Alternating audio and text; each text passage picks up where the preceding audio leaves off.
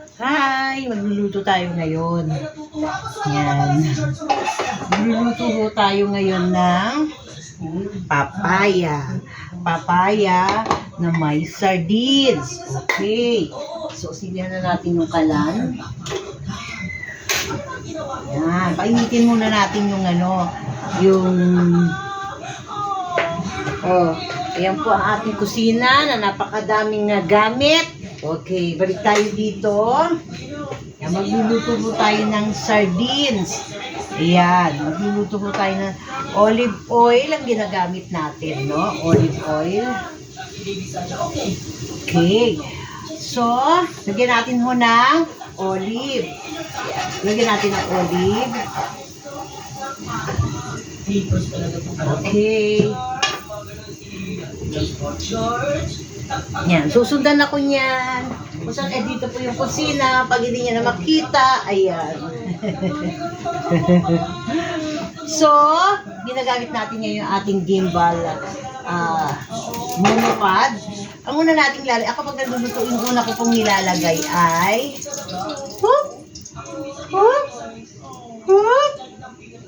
naglalaro pa eh. Ang onion. So, lagay natin yung onion. Gano'n po ako una ko po yung onion. Ayan. Tapos ng onion, medyo, huwag nyo gano'n susunugin, no? Kasi hindi maganda pagsunog.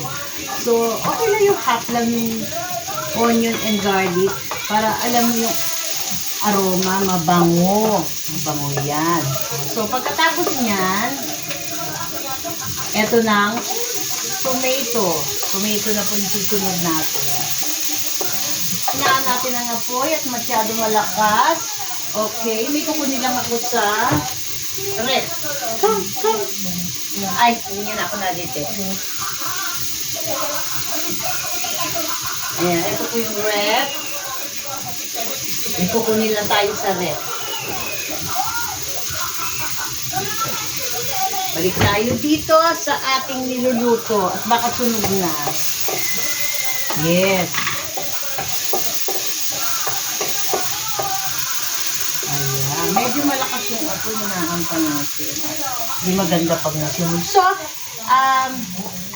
lagay na natin yung sardines. Yan, lalagay na ho natin yung sardines. Isang sardines lang pwede na.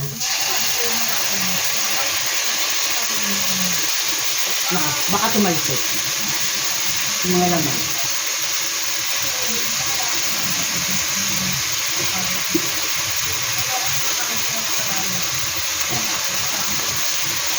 Minsan sayang din yung lagyan natin ng tubig. Ayan, lagyan natin ng tubig. Okay. Okay lang tubig para pansin lang natin kasi hindi naman sinabawan yung lulutuin natin. Yan. Tapos, ilagay na natin yung mga, yung mga pampasarap. Hindi po ako naglalagay ng GMO. Konting asin. Yan po. Ang diet salt.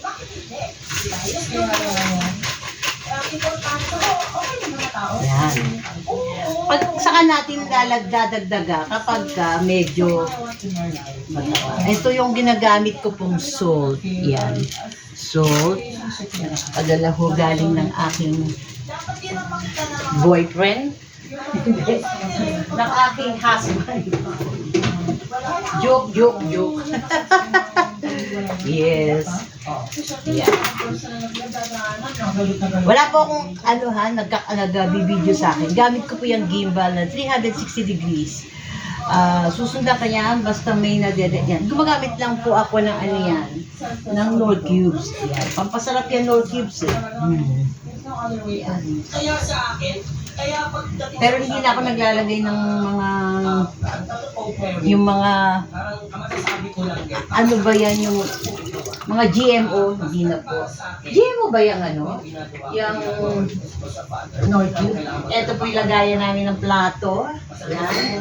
And kuha tayo ng... Ang daming laman yung lamesa. So, sobrang gamit. Minsan kumakanin kami dun sa maliit na ano. Yan. Inigyan ako lang ng konting water. Okay. Kuha tayo ng kutsara again. Punta tayo dito. Ayan, nasasagi na ako. Sobrang dami. Yes. Ito po yung oven na ginagamit ko sa pizza. Ayan. Tapos yung doon naman, yung ginagamit ko, isa pa akong oven doon. Tikman natin kung okay na siya. Kumukulo na. Okay na siya. Add lang ng konting sugar. Ito, yung sugar ko, padala ng aking husband, ayan. Maliliit lang po siya. Hindi good for ano yan, diabetic person. Although hindi naman po ako diabetic. Dagdagan ko lang ng konting ano, natin kung matamis na. Ayan, kumukulo na, saka natin ilalagay itong papaya.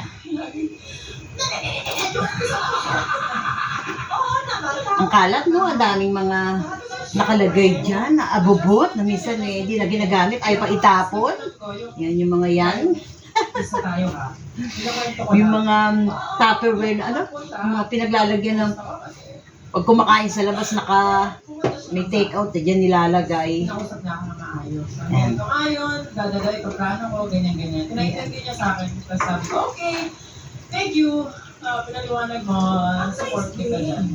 Oo, may effort naman siya. May effort siya. Hindi ko alam kung tama. Ang dami kasi itong papaya. Hindi ko alam kung tama yung isang, siguro pwede na. Haluin natin. Okay naman na. Ilalapit ko po yung ano, para makita nyo yung nilulot. Oo, nakakalimutan ko kasi yung impact eh. Baka be emotional. Oo. Ayan. Hindi ko alam kung nakita nyo. Ayan. O, diba? Huwag na personal eh. Magulo. Kaya wala na siya nadidetect. Para sa mga anak natin. Ayoko magkaroon. Kumukulo na. Para din naman sa... Takpan natin para Pero yun atin nga, tapos. skills. The lesson learned there is... Pag naluto na yan, mamaya, Nalang dalhin sa papakita ko sa inyo. And you forgive yourself. Sa natin. Ayan. Bye-bye.